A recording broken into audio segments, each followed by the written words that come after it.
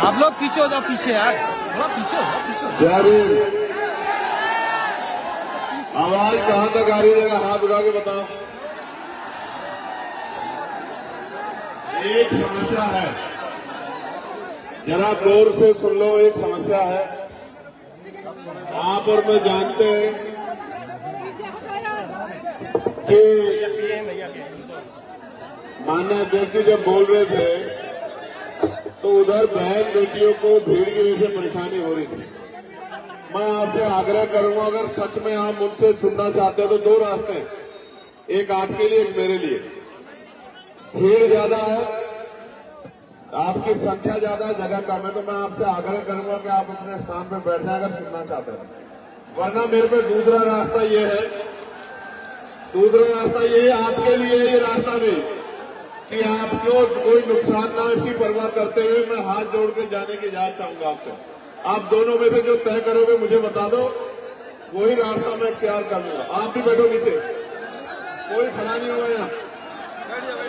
जैसे कोई खड़ा होगा वैसे ही मैं चला जाऊंगा। मैं तो तभी बात होगी। जाओ, मरने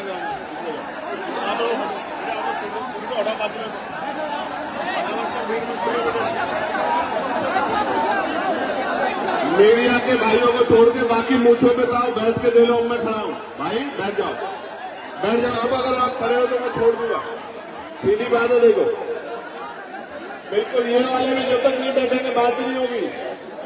आप बैठ के माहौल बनाओगे तो ही बात होगी। और ये जो पेड़ पे चढ़े हुए वहां एक गिर मत जाना, कहां से लाऊंगा मैं तुम जरा भाई, कहां चढ़े हो पेड़ पे? देखो वो, देखो वो कहां चढ़ा पेड़ पे, 6 मंजिल पे है, नीचे उतर जा भाई। हाथ जोड़ते हैं, नीचे उतर जाओ, कहां में लाएंगे सब भाई। और ये कि तुमने छतों पे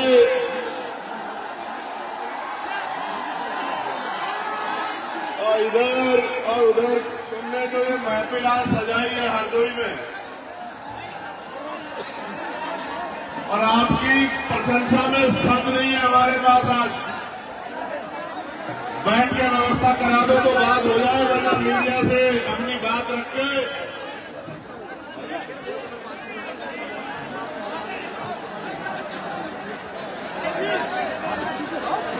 बैठना पड़ेगा, वरना मैं दूसरा रास्ता तैयार कर लूंगा। मुझसे मत कहना कि आप आगे हमसे बात नहीं कर गए, तुमसे सबसे कह रहा हूं। आखिर 1 मिनट इंतजार करूंगा, उसके बाद नहीं करूंगा। आपको पता है ना मैं अपनी बात का कितना पाबंद हूं।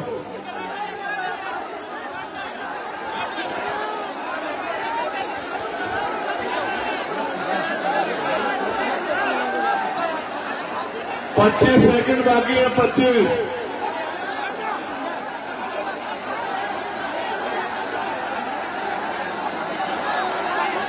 दस सेकंड बाकी है, 10।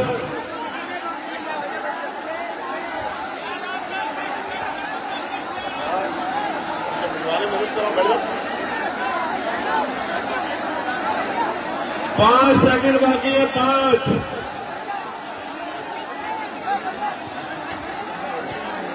4, 3, 2,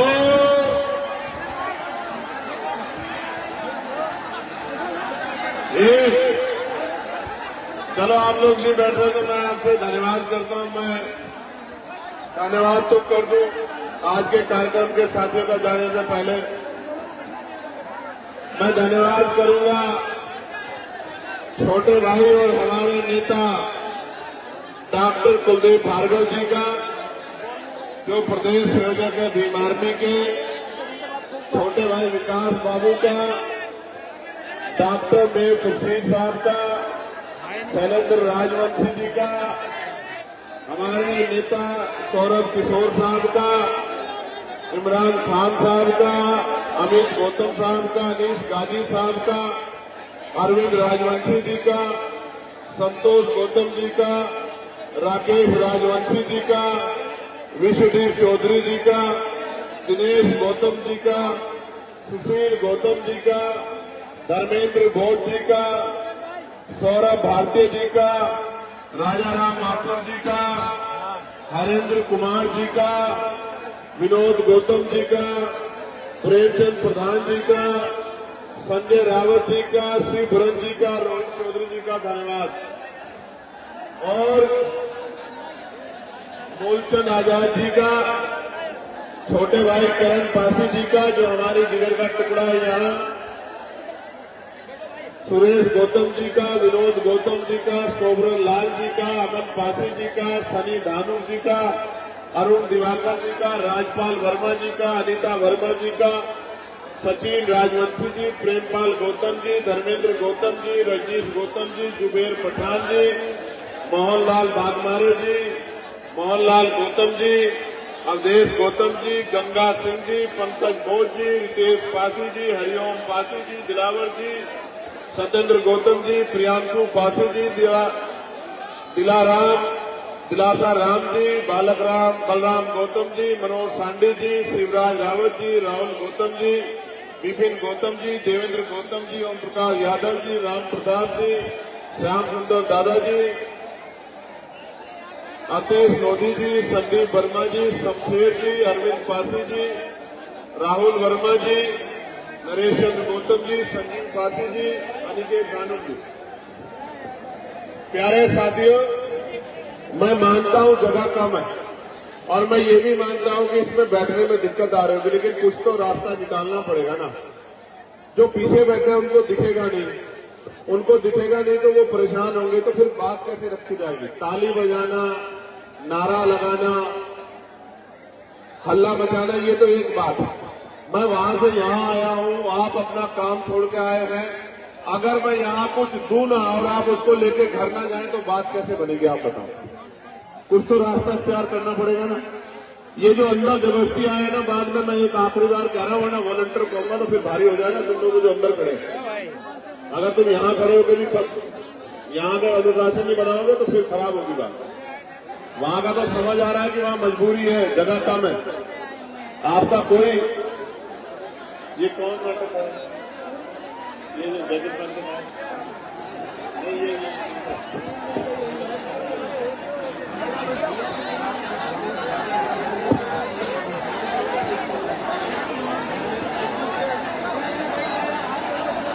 बैठो बच्चों, बैठो, प्यारे भाइयों बैठ जाओ, बैठ जाओ, आज बैठ जाओ।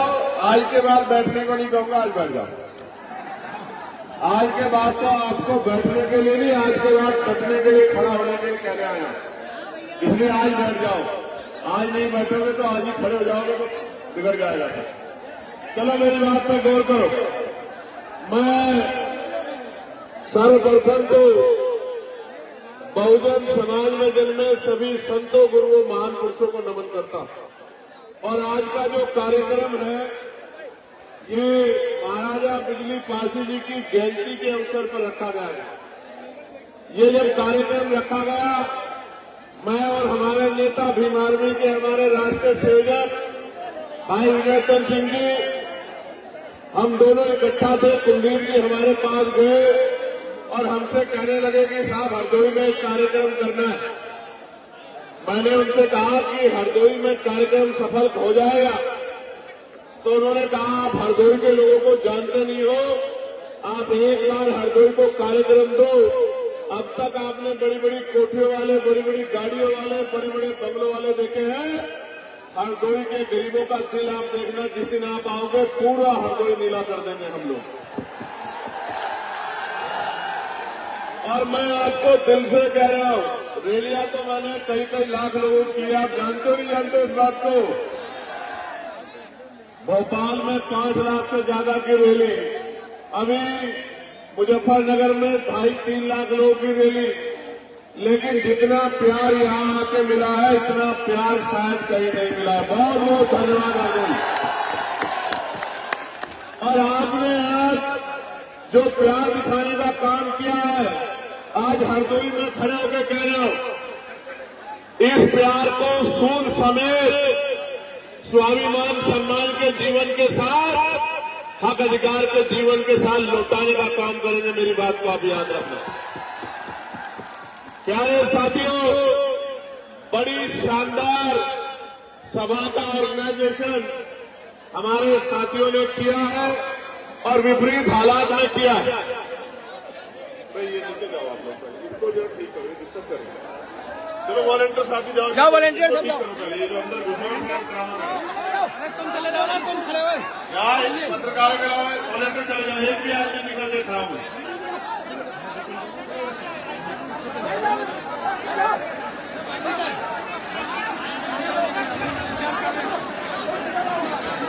ये पुलिस से पूछो यार, ये उनका काम है।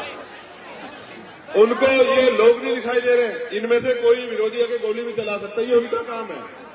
लेकिन कमजोर वर्गों के नेताओं की कोई हैसियत नहीं है इस देश में। हम समझते हैं इस बात को, हम क्या भूल जाएंगे इस बात को कि पुलिस क्या कर रही थी। हम कोई हाथे नाक काट नहीं कि हम लोग व्यवस्था करना, जहां सरकारी कर्मचारी लगा के प्राइम मिनिस्टर की रैलियां होती है, वहां हमसे क्या कहलवाना चाहते हैं हम नहीं जानते क्या हमसे ज्यादा लोग हैं किसी के पास, हमें नहीं पता। हम एक ऐलान कर देंगे कि दिल्ली, लखनऊ दिल्ली वालों की टांगे और कुर्सियां दोनों हिल रही हैं, हम जानते नहीं कि अपने संगठन की शक्ति को। जिनको आज हल्के में ले रहे हैं वो कल राजकाज में बैठेंगे लखनऊ में, फिर उस दिन आपसे बात होगी। मेरी बात को आप याद रखना। क्या हम लोग भूलने वाले लोग हैं? नहीं, हम भूलने वाले लोग नहीं। हम सबका सम्मान करते। मैं साथियों से कहूंगा कि वो बैठ जाए।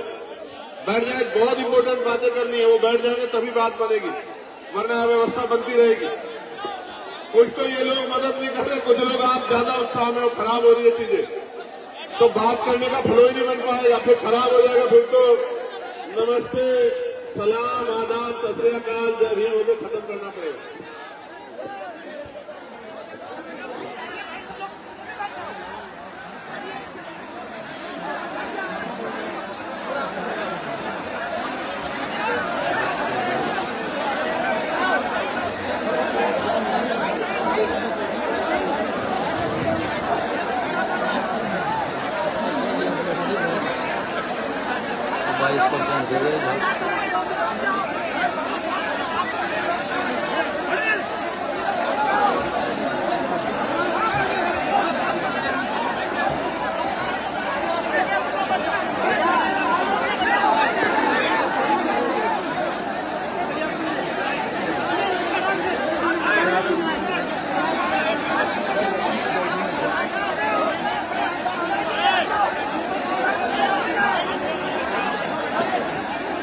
जितना संभाल सकते हो संभाल लो। यहाँ के जिम्मेदारी भी आपको है। मैं तो अचंभित रहा जब मुझे पता लगा कि 3.5 लाख रुपए ग्राउंड के लिए हमारे भाइयों को देने पड़े, एक पैसा जुटा के 3.5 लाख रुपए खर्च करने पड़े। 3.5 लाख रुपए, और क्या क्या नहीं करना पड़ा और क्या क्या हो रहा है हम सब देख रहे हैं। लेकिन मैं हरदोई में खड़े होकर कह रहा हूं, अधिकारी कर्मचारी मेरी बात को भाई सुन लेना। अगर मेरे एक कार्यकर्ता की तरफ आंख उठी,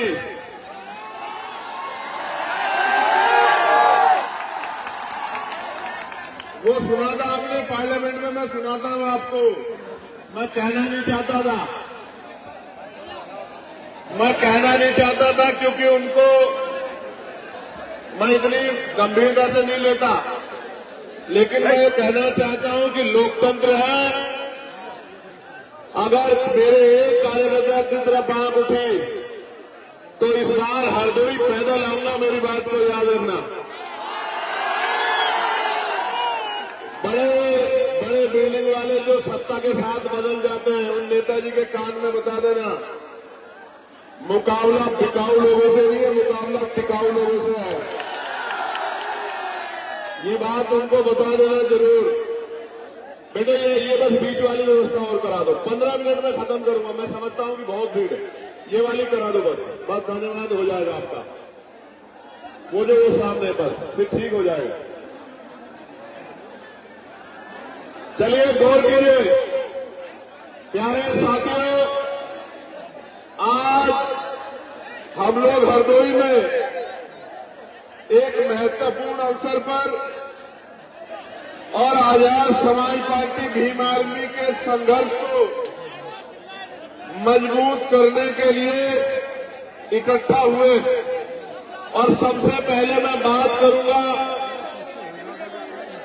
उस शासक में जिसका लोहा 12वीं शताब्दी में पूरे देश ने माना था। बिजली जैसी तेजी से जो दुश्मन पर हमला करते थे, पलक झपकते ही स्थान बदल लिया करते थे। एक प्रहार से ही 10-10 लोगों के सर धड़ से अलग कर दिया करते थे। ऐसे महाराजा बिजली पासी को मैं नमन करता।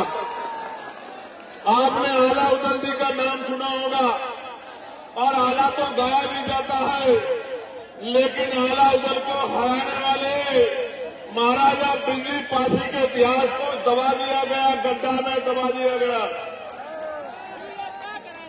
अवध क्षेत्र में सामंतवादी ताकतों को समाप्त कर सामाजिक न्याय के संकल्प को मजबूत करने वाले, भाईचारा को बढ़ाने वाले 103 दिनों तक लगातार गाजर युद्ध में की भूमि में डटे रहे और विजय प्राप्त की, और राजा जयचंद की 5 गुना सेना को अपने पराक्रम से धूल छटा देने वाले महाराजा बिजली पासी जी को आज हम लोग नमन करते हैं उनके जयंती के अवसर पर।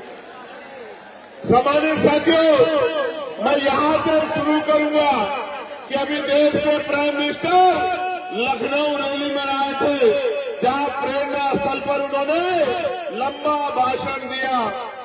प्रेरणा स्थल पर खड़े होके और महाराजा बिजली पासी का नाम 10 बार लेने का काम किया अपने भाषण में। कितनी बार? 10 बार लेने का काम किया। लेकिन आपको शायद ये नहीं पता है कि जो प्रेरणा स्थल बनाया उसमें महाराजा बिजली पासी की अगर एक शानदार मूर्ति भी लगा देते तो हमारे दिल में भी ठंडक पड़ जाती। अगर लखनऊ को बसाने वाले महाराजा लाखन पासी की मूर्ति लगा देते तो हमारे कलेजे में भी ठंडक पड़ जाती। अगर मां उदयदेव पासी की मूर्ति लगा देते, मदारी पासी की मूर्ति लगा देते, किसानों के मसीहा कहे जाने वाले, किसानों की आवाज बनने वाले उन हमारे महापुरुषों की मूर्तियां लगा देते तो शायद हमें ठंडक पड़ जाती। लेकिन हमारा पेट तो सिर्फ बातों में भरा जा रहा है, और ये आज से नहीं हो रहा है मेरे लोगों, ये आजादी से पहले भी और आजादी के आज बाद भी लंबे समय से बातों से पेट भरा जा रहा। प्यारे साथियों, आप जाकर देखो गांव देहात में आज भी अगर मकान पक्का बन गया है तो प्लस्तर मेरे लोग नहीं करा पाए। ये वो लोग हैं जो राजा महाराजाओं की जो शासकों की संतानें हैं और आज इस आजाद भारत में गुलामी का जीवन जीने के लिए मजबूर हो रखी है, क्योंकि राजकाज में इनकी हिस्सेदारी नहीं है। प्यारे साथियों, जब 12वीं शताब्दी में आपका झंडा डंडा इतना बुलंद था, तो आज आप इस देश में राजकाज जाने के बाद जुल्म जाति के शिकार इस देश में हो रहे हो। हम लोग उत्तर प्रदेश में हैं, और उत्तर प्रदेश में किस तरह का अन्याय कमजोर वर्गों के लोगों को सहना पड़ रहा है, आपसे छिपाना नहीं। आज यहाँ बहुजन समाज का ये जो बड़ा सा जन समूह इकट्ठा हुआ है, ये दलित, पिछड़े, मुसलमान, आदिवासी, जैन, बौद्ध, ईसाई, अल्पसंख्यक समाज के लोग, ईसाई समाज के लोग बड़े पैमाने पर इकट्ठा हुए। सबके मन में चाहत है कि गुलामी के दिन खत्म होने चाहिए। मैं एक बात आपको बताना चाहता हूं, इस देश में कौन हमारा अपना है, कौन पराया है, किसने हमें क्या दिया है और किसने हमारी किसकी वजह से हमें गुलामियों की बेड़ियां सहनी पड़ी है, जब तक मेरा नौजवान नहीं जानेगा तब तक बात आगे नहीं बढ़ेगी। आप याद करो, और मैं जो बात कह रहा हूं आप इसको चेक कर लेना। मैंने पार्लियामेंट में बात कही थी कि हमें जो भी अधिकार मिले हैं वो मांगने से नहीं मिले मेरे लोगों, उन अधिकारों को हमारे महापुरुषों ने अपने 4-4 बच्चों का बलिदान देके छीनने का काम किया, लड़ के लेने का काम किया। मैं इसका एक उदाहरण बताता हूं, बाकी उदाहरण आपको किताबों में पढ़ने हैं। मैं आपको याद दिला देना चाहता हूं कि जब भारत गुलाम था तो गुलाम भारत में 1919 से पहले 3% लोग वोट करते थे। कितने परसेंट लोग? जोर से बताओ, जोर से बताओ। 3% लोग। फिर माउंटेनो चेन वोट समिति बनी, उसने कुछ सुधार करने की बात कही, सुधार भी हुए और 3% से बढ़ के 15% लोगों को वोट देने का अधिकार मिल गया। गौर से सुनना, पहले 3% लोग वोट करते थे, फिर 15% हो गए। 3 के बाद जो सुधार हुआ, उस सुधार में ये तय हुआ कि जिनके पास बहुत धन है उनको भी वोट का अधिकार मिलना चाहिए। जिनके पास जमीनें हैं, जमींदार है, उनको भी वोट का अधिकार मिलना चाहिए। जिनके पास जो टैक्स पेयर है, व्यापारी है, बिजनेसमैन है, उनको भी वोट का अधिकार मिलना चाहिए। जो बहुत पढ़े लिखे हैं उनको भी वोट का अधिकार मिलना चाहिए। और जो राजा महाराजाओं के परिवार से आते हैं उनकी पीढ़ियों को भी वोट का अधिकार मिलना चाहिए। 3% से बढ़ के 15% हो गए। 15% लोगों में आपको जानना चाहिए, एक भी दलित, पिछड़ा, आदिवासी और कमजोर वर्ग, गरीब समाज का व्यक्ति नहीं था। मैं बताना चाहता हूं, मीडिया के लोग मुझे सुन रहे हैं, हालांकि दिखाना तो आपको वही है जो आप दिखाना चाहते हैं। मैं कोई ऐसी बात कह दूंगा तो आप कहेंगे चंद्रशेखर ने ऐसी बात कह दी, मगर मैं आज कहूंगा तो जरूर आप सुन लेना, आप सुना देना। मैं आपको बताना चाहता हूं, मैं इतिहास की बात कर रहा हूं, मैं इतिहास का स्टूडेंट हूं, मैं वकील हूं। 15% लोगों में देश को जानना चाहिए, एक भी दलित, पिछड़ा, आदिवासी नहीं था। कौन थे? सामान्य जाति के लोग। कौन थे? सामान्य जाति के लोग कौन थे? सामान्य जाति के लोग। सामान्य में भी जो गरीब सामान्य थे वो भी नहीं थे। कौन थे? जो मजबूत, ताकतवर, पैसे वाले, संपन्न सामान्य जाति के लोग थे, वही वोट का काम इस देश में करते थे। वही वोट का काम इस देश में करते थे और उन्हीं के द्वारा सरकारें अंग्रेजों के राज में चुनी जाती थी।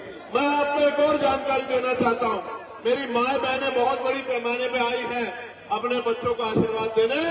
मैं आपको बताना चाहता हूं, एक भी महिला को किसी भी जाति, किसी भी धर्म की हो, वोट डालने का अधिकार भारत में नहीं था। ये वोट का अधिकार कैसे मिला? किसने दिलाया?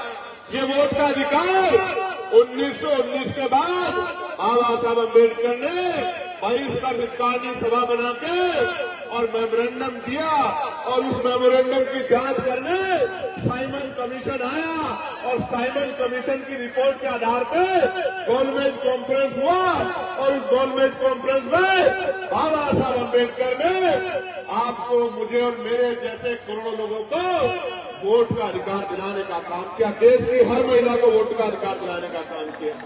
इसलिए समझो, ये वोट हमें दांडे से नहीं मिले। मेरे लोगों, मेरे भाइयों, मेरे बड़े अभिभावकों, मेरी माँ, मेरी बच्चियों, मेरी बहनों, मेरी दादियों, चाचियों, ये वोट का अधिकार बाबा साहब अम्बेडकर के 4-4 बच्चों की कुर्बानियों से मिला है। मेरी बात को आप याद रखना। और आज एसआईआर के जरिए मुख्यमंत्री जी ने कहा 4 करोड़ वोट कट गए हैं और अब जब एसआईआर का आंकड़ा आया तो 2.89 लाख लोगों को वोट कट गया। 2.89 लाख लोगों का वोट कट गया। मैं ये पूछना चाहता हूं कि अगर 4 करोड़ वोट की बात मुख्यमंत्री ने कही तो मुख्यमंत्री ने झूठ बोल के प्रदेश को गुमराह क्यों किया कि 4 करोड़ वोट कट गए हैं?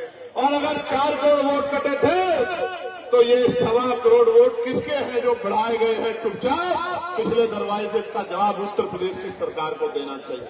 प्यारे साथियों, ये वोट का अधिकार है तो आपकी गलियों में बड़े बड़े महले वाले, बड़ी बड़ी गाड़ियों वाले, बड़े हेलीकॉप्टर वाले, बड़े बड़े कुर्तों वाले, जिनको आपसे बदबू आती है तो वो आपके भी मोहल्लों में आ जाते हैं, आपकी गलियों में आ जाती है। जहां गाड़ियां नहीं जाती, जहां मोटरसाइकिल मोटरसाइकिल नहीं जाती, जहां कीचड़ है, जहां सड़क भी नहीं, जहां रेत है, गारा है, वहां जहां हमारे लोग पैर को ऊपर पजामा ऊपर करके निकलते हैं, वहां भी लोग आते हैं चुनाव के समय, क्योंकि बाबा साहब अम्बेडकर ने आपको वोट का अधिकार दिलाया। इसलिए वोट का अधिकार आपसे चला गया, कोई गरीबों की बस्ती में नहीं आएगा। मेरी बात को आप याद रखना। अभी बांग्लादेश में दीपू दास की पीट के हत्या कर दी जला के। मीडिया के लोगों ने बड़ा हल्ला मचाया, मुझसे भी कई मीडिया के लोगों ने कहा, मैंने उस पर अपनी बात भी रखी। मेरा कलेजा छन्नी होता है जब दीपू दास को वहां मारकर जलाया जाता, मेरा कलेजा छन्नी होता है। लेकिन इस भारत के कोने कोने में जब हर जिले में किसी भी दीपू दास को रोज मारा जाता है तो भी मेरा कलेजा छन्नी होता। तब मीडिया का कलेजा छन्नी नहीं होता, कभी नकली नेताओं का कलेजा छन्नी नहीं होता, तब भी मेरा कलेजा छन्नी होता है। आप क्या जानो मेरे दर्द को, ये मीडिया के लोग, ये सरकार के लोग क्या जानेंगे मेरे दर्द को। जब राजस्थान में मटकी छूने पे इंद्र मेघवाल को मारा जाता है, जब मूछे रखने पे जितेंद्र मेघवाल को मारा जाता है, जब ओम प्रकाश रहकर फांसी लगा लेता है, जब पूरे प्रदेश में, उत्तर प्रदेश में मेरी बच्चियों को नोचा जाता है, उनके कपड़े फाड़े जाते हैं, तो मेरा कलेजा छल्ली होता है। तो मैं क्या बता मेरे दर्द का। जिस दिन चंद्रशेखर आजाद इन गरीबों की ताकत से आगे बढ़ गया, किसी गुंडे की हिम्मत नहीं होगी मेरी बच्ची की तरफ आंख उठा के देख ले। याद रखना मेरी बात। अभी तो मौसम बदल रहा है, अभी मौसम बदल रहा है, तो ये मुझसे कहते हैं आप बोलते नहीं हो, बोलते नहीं हो। मैं तो रोज बोलता, मैं जानता अगर कहीं किसी में अन्याय होगा तो भीम आर्मी के लोग बोलेंगे, आजाद समाज पार्टी के लोग बोलेंगे। लेकिन मैं आपसे जानना चाहता हूं, जब आप भूखे सोते हो तो क्या किसी महल वाले का दुख होता है क्या? जब आप प्यासे सोते हो, प्यासे रहते हो, किसी बड़ी गाड़ी वाले को दर्द होता है क्या मेरे लोगों? जब आपकी जेब में पैसे नहीं होते और आपको सामान खरीदना होता है, बाजार में निकलते हो, पेट में हाथ भर के वापस आ जाते हो, अपने सपनों को तोड़ देते हो, तो क्या किसी पैसे वालों को, किसी नेता को दर्द होता है क्या? दर्द होता है तो आपके भाई भीम आर्मी के एक सिपाही को दर्द होता है, आजाद समाज पार्टी के एक सिपाही को दर्द होता है। कब तक इस आजाद भारत में ये मेरा शासक समाज कब तक गुलामी का जीवन जिएगा? ये फैसला हमें आज नहीं तो कल करना होगा। आप उठा के देखो, जो मेरा कलेजा पूछना चाहते थे, जो पूछना चाहते थे चंद्रशेखर क्यों कम बोलते हैं ऐसे मामलों में, मैं उनको पूछना चाहता हूं। एनसीआरबी का डाटा कहता है कि लाखों महिलाओं के साथ रेप हत्याएं होती है। आप जाति का डिडोरा लेके घूमते हो, मैं गारंटी देके कहता हूं 90% बच्चियां SC, ST, OBC और माइनॉरिटी समाज की हैं। आप उठा के देख लो। तो तब इस मीडिया का कलेजा छन्नी क्यों नहीं होता? तब इस सरकार का कलेजा छन्नी क्यों नहीं होता? जब कुर्सी में बैठ के और अपराधियों को बचाने का काम करते हो, तब आपका कलेजा छन्नी क्यों नहीं होता? प्यारे साथियों, हरदोई लंबे समय से राजनीतिक कमजोरी बहुजन समाज के लिए बनी हुई है, लेकिन मैं आज की शक्ति को देख के कह सकता हूं, मैं सोचता था, मैं माफी चाह रहा हूं, मैं झूठ नहीं बोल पाता। मैं सोचता था पश्चिम में आंदोलन मजबूत है, मैं ऐलान करके कह सकता हूं कि इस मिट्टी पे आंदोलन सबसे ज्यादा मजबूत है। मैं दिल से धन्यवाद करता हूं। प्यारे साथियों, आप ये बताओ,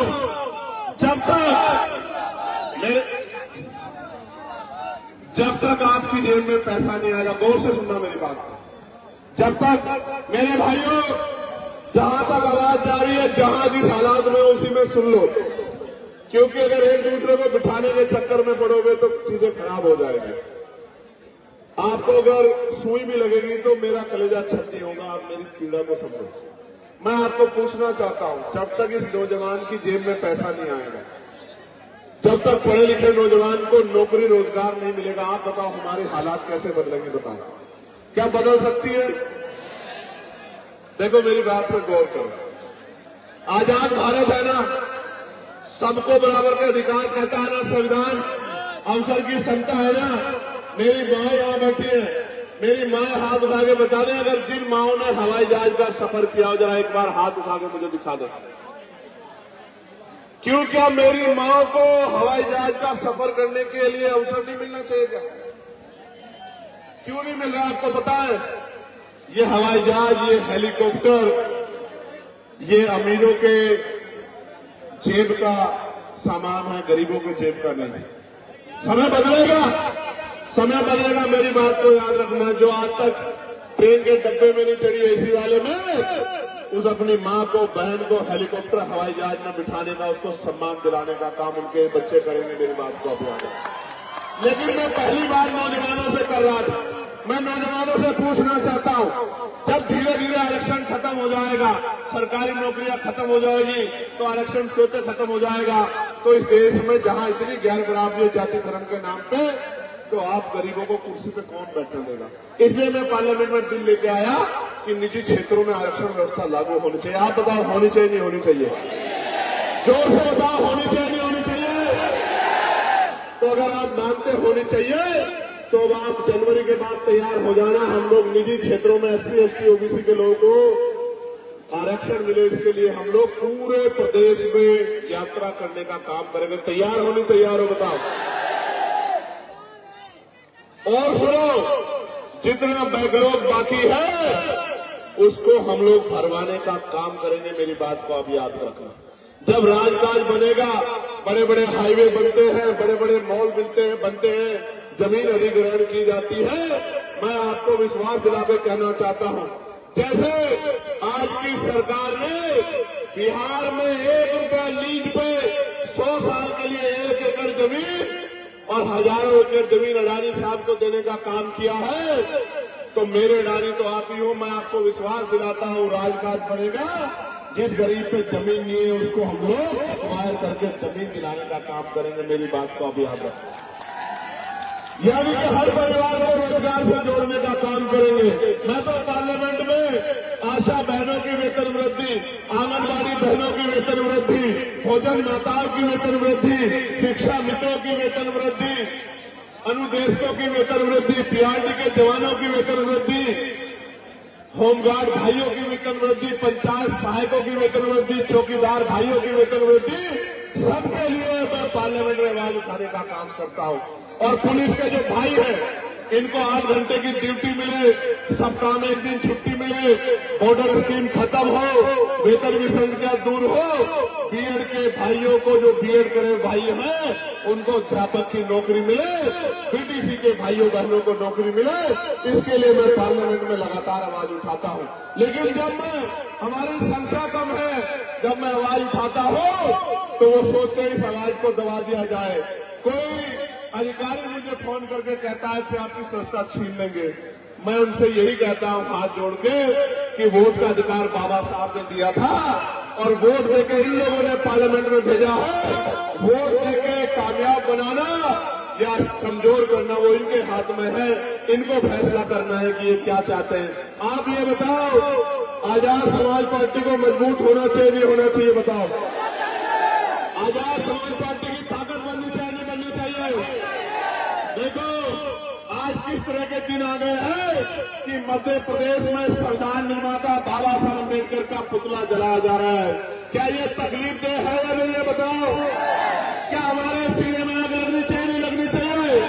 मैंने सरकार को चैलेंज किया है कि अगर 72 घंटे में उन पर अपराधियों पर कार्रवाई नहीं हुई तो मैं पैदल ही ग्वालियर के लिए निकलूंगा और किसी कीमत पे पीछे हटने वाला नहीं हूं, क्योंकि हम अपने महापुरुषों का अपमान किसी भी कीमत पर नहीं सहेंगे। प्यारे साथियों, लड़ाई गंभीर है, समय कम है, काम ज्यादा है, नौजवानों की तरफ देश देख रहा है। एक वो लड़ाई थी जो आजादी का संघर्ष था, जो शहीद आजम सरदार भगत सिंह जी ने, पंडित चंद्रशेखर आजाद जी ने, सुखदेव जी ने, तमाम हमारे क्रांतिकारियों ने लड़ने का काम किया। और एक और तीसरी आजादी का संघर्ष, अधिकारों का संघर्ष अब भीम आर्मी आजाद समाज पार्टी के नेतृत्व में शुरू होने वाला है। मैं चाहता हूं कि ये आंदोलन कामयाब हो और 75 साल की ये जो बेबसी लाचारी संविधान के बावजूद भी है, ये खत्म हो, लेकिन ये तब तक खत्म नहीं होगी जब तक आप लोग मन पक्का नहीं करोगे। बताओ मेहनत करोगे नहीं करोगे? घर घर निकल के बूथ कमेटी बनाओगे नहीं बनाओगे? मेरी बात को घर घर तक पहुंचाओगे नहीं पहुंचाओगे? अपने संगठन को मजबूत करोगे नहीं करोगे? अपने झंडे डंडे को घर तक पहुंचाओगे नहीं पहुंचाओगे? भाईचारा बनाए बगैर हम लोग कामयाब नहीं हो सकते, इस बात को आप समझो। अगर भाईचारा नहीं बनेगा बहुजन समाज में तो लड़ाई आगे नहीं बढ़ेगी। भाईचारा बनाओगे नहीं बनाओगे? बताओ। मेरी बात पे गौर करो मेरे नौजवान साथियों। हमारी माए हमारा पेट पालने के लिए तमाम तरह के प्रयास करते, कोई फैक्ट्री में काम करती है, कोई घर की सफाई करती है, कोई खेत में काम करती है। मेरे दिल में ये तकलीफ होती है कि जिन माओं को जो है इज्जत सम्मान की जिंदगी मिलनी चाहिए थी, उनको हम मिला नहीं पा रहे। मैं आपको विश्वास दिलाता हूं, आपके क्षेत्रों में उद्योग धंधे लगा के राजकाज बनने के बाद माओं को घर तक रोजगार दिलाने का काम किया जाएगा। इस बात का मैं आपको विश्वास दिलाता हूं। नौजवान भाइयों को रोजगार दिलाने का काम किया जाएगा, पुरानी पेंशन को बहाल कराने का काम किया जाएगा, SC ST OBC के कर्मचारियों को प्रमोशन में रिजर्वेशन दिलाने का काम किया जाएगा और गरीबों के आंसू पोंछने का काम किया जाएगा। लेकिन ये तभी संभव है जब आप सड़कों पे, तो मैं आपकी क्षमता को देखता हूं, मोटरसाइकिल दौड़ाते हैं खूब। मैं डरता हूं किसी को चोट ना लग जाए। कोई मां ये ना कहे कि मेरे बच्चे को चोट लग गई, मेरे भाई को चोट लगेगी, मुझे तकलीफ होगी। लेकिन मैं आपसे आग्रह करता हूं, बहुत समझदारी से आया जाया करो। हमारे महापुरुषों ने अपने बच्चों का बलिदान हम लोगों को इज्जत की जिंदगी दिलाने के लिए किया है। अगर आप लोग डटोगे नहीं तो बात आगे नहीं बढ़ेगी। ये जो नीला पटका पहन के ये जो नीली फौज बैठी है, जरा लाना वो बात जरा उठी। यही सीतापुर वाला कोई बोला था ना कुछ सीतापुर वाला कोई बोला था ना। छोड़ो कौन था, इस बात में मत जाओ। उनको उन सबके लिए मैंने नीलावाज तैयार किया। कहा जरा लाना वो नीलावाज, जरा मैं इनको दिखा दूं।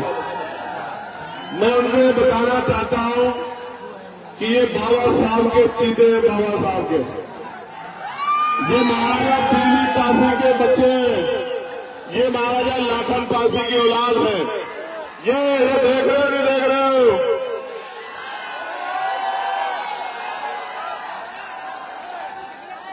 ये बाजी सोने नहीं देगा उन लोगों को रात में, मेरी बात को आप याद रखना। और बाज के साथ साथ मजबूत नेता भी तैयार किए हैं। भीम आर्मी ने किए नहीं किए? बताओ। मेरी तो बहुत बड़ी इच्छा है, मैं इसको अपने नेता को इस बार नेतृत्व करते देखना चाहता हूं। मैं पार्टी में इनकी सिफारिश करूंगा कि पार्टी इनको मौका दे और मैं भी इनके चुनाव में यहाँ काम करने के लिए आऊं और हमारा शहर विधानसभा जाए। मेरी तो दिली इच्छा इस बार ये है। लेकिन ये तभी संभव होगा जब आप लोग मेहनत करोगे नहीं करोगे? यहाँ से जाके काम करोगे नहीं करोगे? बूथ कमेटी बनाओगे नहीं बनाओगे? भाईचारा कमेटी बनाओगे नहीं बनाओगे? घर घर जाकर मेरी बात को पहुंचाओगे नहीं पहुंचाओगे? अन्याय के खिलाफ लड़ाई लड़ोगे नहीं लड़ोगे? एक आखिरी बात आपको कहना चाहता हूं, और ये मेरी बात है, कहा जाने को बताओ। जब आप दोनों हाथ उठाओगे तभी ये कहूंगा, इससे पहले नहीं कहूंगा। अभी दोनों हाथ आए उठ रहे हैं सब लोग,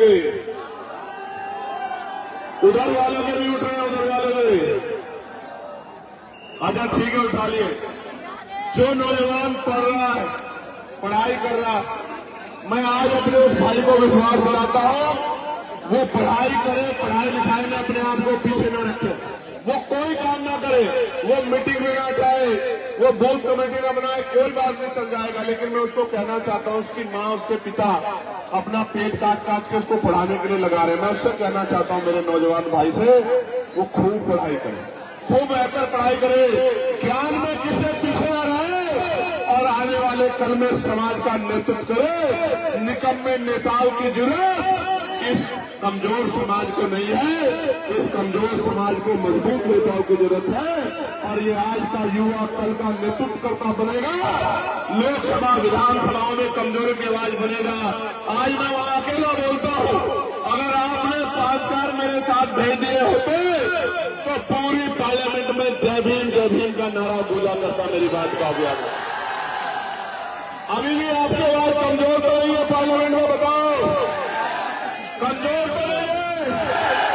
अब इसको मजबूती देने का काम 2027 में और तीसरे पंचायत चुनाव में आपको करना है। बताओ तीसरे पंचायत चुनाव में ताकत दोगे नहीं दोगे? बताओ जिला पंचायत के सदस्य बनाओगे नहीं बनाओगे? किसी दूसरे के चक्कर में तो नहीं आओगे? पक्का किसी के गांव में तो नहीं आओगे? स्वाभिमान सम्मान को मजबूत करोगे नहीं करोगे? घर से निकल के काम करोगे नहीं करोगे? बहुत बहुत धन्यवाद। आज की सभा को जितने नंबर दिए जाए कम है। कितने नंबर दूं 100 में से बताओ? आप ही बताओ, थोड़ा आरती मान लेंगे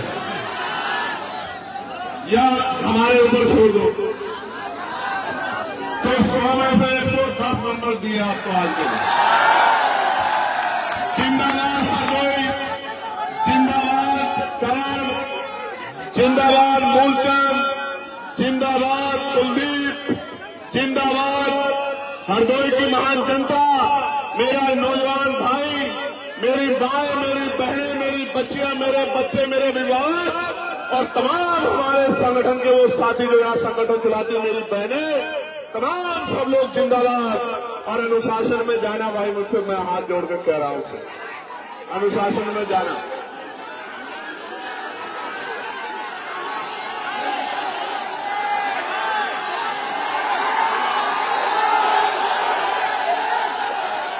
मेरी मुंह सूची तब रहेगी, सुनो, मेरी मुंह सूची तब रहेगी जब आपके घर भी महलों वालों के घरों जैसे हो जाएंगे। मेरी मुंह से सुनना शुरू होगा जब आपके घर के सामने भी 4 पहियों की गाड़ी खड़ी होगी, जब आपकी जेब में भी, आपके कार्ड में भी पैसा होगा और आप अपने सपने पूरे कर पाओगे, मेरी बहनों के माओ के सपने पूरे कर पाओगे। मेरी मुंह से भी ऊंची हो जाएगी, मेरा जीवन सफल भी हो जाएगा। मेरी बात का अभी याद रखना। सुनो, गोली से मरने वाला नहीं हो, मेरी बात को याद रखना। दुश्मनों को कहो कोई और हथियार बनवाए। एक बार पैदा होता है आदमी, एक बार मरता है, कोई और हथियार बनाए। दुश्मन की गोली से मरने वाला नहीं हो। बाबा साहब का सिपाही हूं, बाबा साहब का बेटा हूं, याद रखना मेरी बात। और लाखों माँ बहनों का आशीर्वाद लेके, अपने बड़ों का, बुजुर्गों का आशीर्वाद सर पे लेके चलता हूं। दुश्मन की गोली भी फूल बनकर मेरा स्वागत करती है। आपका भाई हो। जब तक लहू का आखिरी कतरा शरीर में, आखिरी सांस रहेगी, ये जीवन आपके नाम रहेगा, आपके सम्मान की लड़ाई लड़ता रहेगा। बहुत बहुत धन्यवाद। जय हिंद, जय भारत। मेरे साथ नारा लगा लो।